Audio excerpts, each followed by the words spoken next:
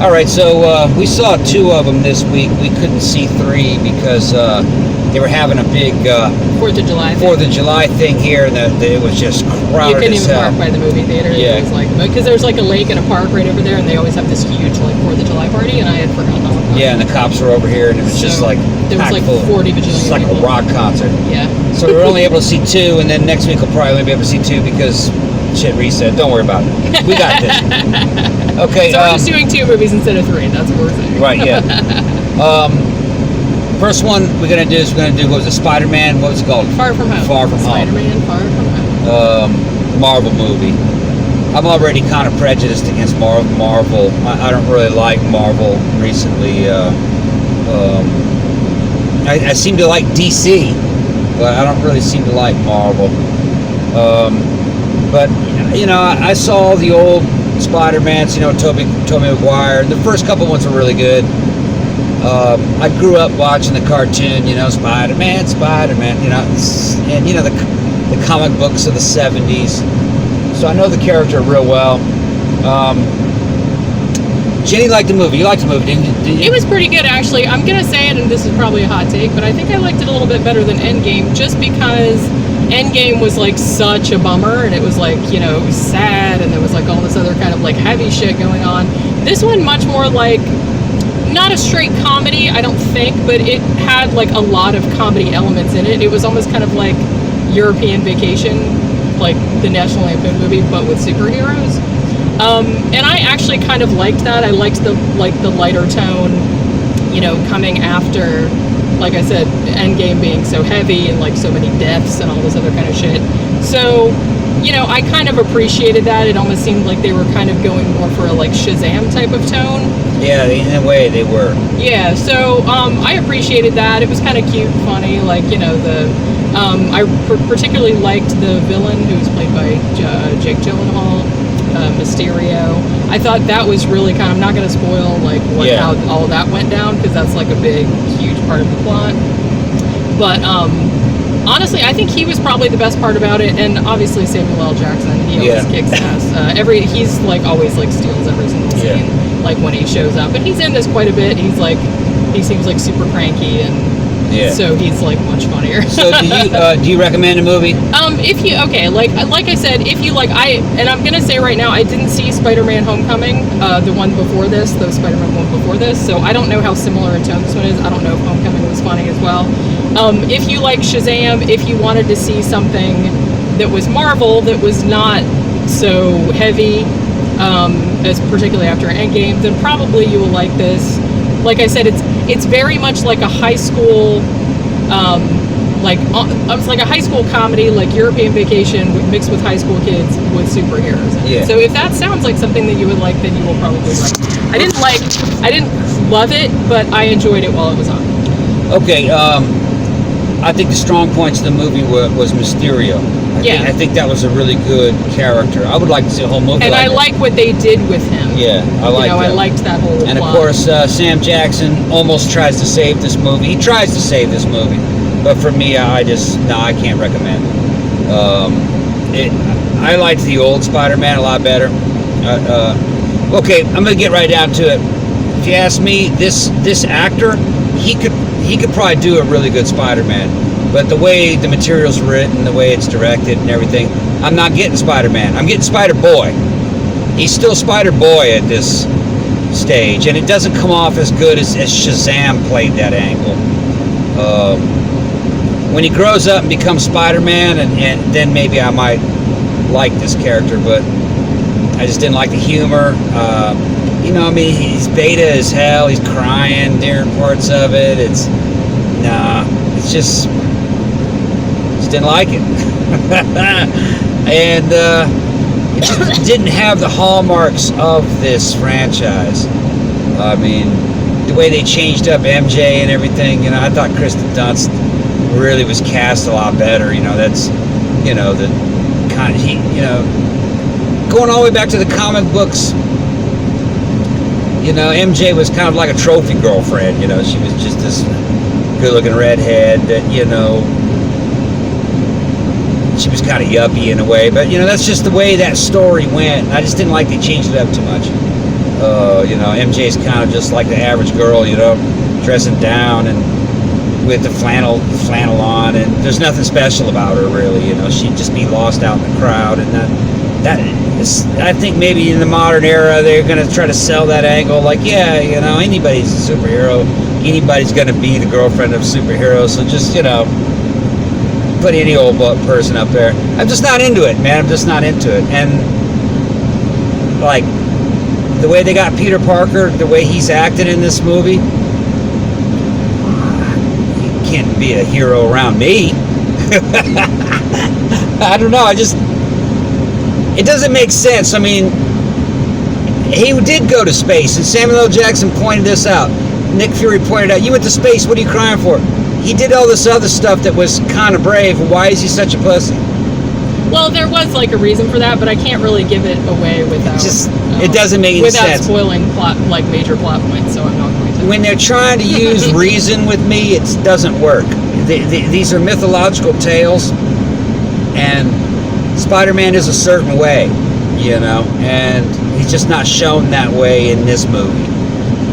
You know, he's a boy, and I don't want to see that. I want to see Spider-Man. I want to see Spider-Boy.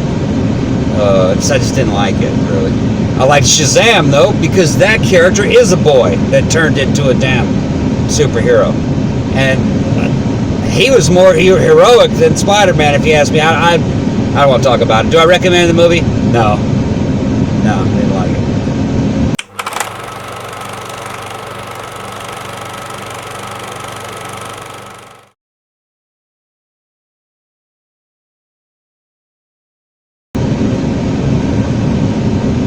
Okay, the second one we're going to do is Midsommar.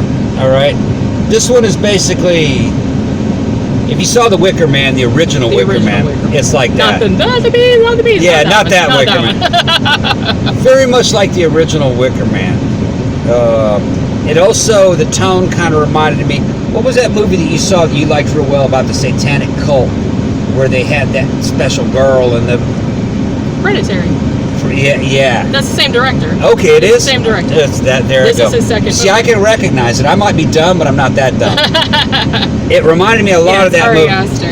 Okay, it reminded me a lot of that one, except I liked this one a lot better. I didn't like Hereditary. I loved Hereditary. But, so I was looking forward to this one. Yeah. I was super excited. We have different tastes and shit, you know, that's fine. And, you know what I mean? We're never going to agree all the way. This one I liked a lot better than Hereditary. It also kind of reminded me a little bit of Suspiria, the new Suspiria. I was thinking that as well. Yeah. But I thought this is a much stronger movie than Hereditary. If you've never seen Wicker-Man, you might want to see this one. They're not action movies. It's not a horror movie like you would expect it to be. There's suspense in it. It's just weird. It's about some people that get invited to Sweden to go see this fucking festival. But then when you get there, like they find... commune. Yeah, in a commune. But then when you get there, you find out it's a damn... kind of like a Norse cult. It's a bunch of like paganisms and folk religions.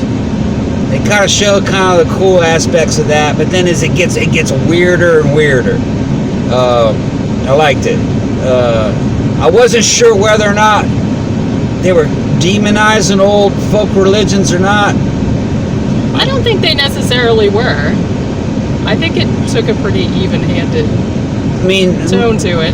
All we really know about some of the really old folk religions comes from the Romans, and they talked a lot about animal sacrifice and occasionally human sacrifice, but they weren't really described as being frightening now, or weird, or having really being that deep. They were just described like other folk religions. Well, the thing about this one, and one of the things that I thought was really cool about this, is that the people, I'm not going to say they don't seem threatening, but they don't seem overtly threatening. It's kind of like the Wicker-Man in that way, whereas it's like, you know that like some sinister shit is going on, but it's still not, like I said, it's not coming across, they're just kind of like, what? This is just they're like any other priest. This is like how we do stuff, and it's like, but you're seeing it from the point of view of the, the protagonists who don't have any idea what's going on. So to them, it seems super bizarro and super sinister. Yeah, but to the people there, it doesn't seem. And it's not an ancient cult. It's only 90 years old. and they're using oracles and stuff, and I recommend the movie. I can't spoil anything. There's the main draw of this movie is the girl that played from Fighting with My Family. Yeah, Florence Pugh, I think her name. Yeah, she's awesome in this, and she's really good in this. She's cute as a bug, and shit goes down. It's a good movie. Yeah, I'm gonna say just don't be expecting something like Child's Play. It's not like that. No. This is an atmospheric, a creepy, weird, and I liked too because it's set in Sweden and it's set in midsummer. And pretty much the entire thing takes place in the daytime because there's no night really at that time of year. Above the Arctic Circle. I'm gonna say, like I said, it's long. It's about 2.5 hours, and there's a lot of just really creepy kind of, like I said, if you liked Hereditary, this is Ari Aster's second movie. So I was really I loved Hereditary, so this was I was really looking forward to this one.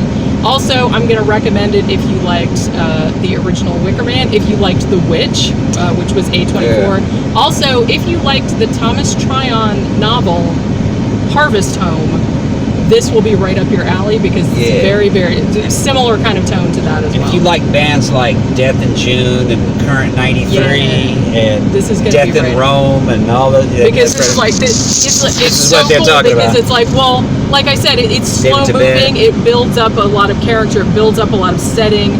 It's but it just leaves you with this really unsettling because something bad is going to happen, but you don't know what or when. Yeah. And so it just kind of keeps going or exactly right. And it's so the whole time, I was sitting there watching the movie and the whole time I just had my hand clamped on the fucking seat like that because you just know some bad shit's going to happen. Yeah. Now it's not super violent. There are some really if you're squeamish about gore, there's a couple scenes in this that will probably bother you. Yeah, some creepy shit. But yeah, it's just the whole thing is just this really, really creepy, just pagan horror.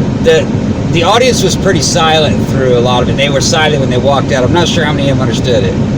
Yeah, I'm the fact there that was a meaning to it, and Jenny had to kind of explain the very end to me because I left a couple times to go to the restroom, and you missed a couple key conversations. Yeah, and then there's stuff in the very beginning of it that happens that I thought was kind of boring. It's a little bit of a slow starter that first 10 minutes, but they're showing it to you for a reason. It relates to the very few last minutes of the movie. And like I said, I was actually going to say this, and I'm glad that you mentioned it. This does. In tone, this does come off very much like the Suspiria remake from last year, which was, other than Hereditary, I think that was my second favorite horror movie last year that came out.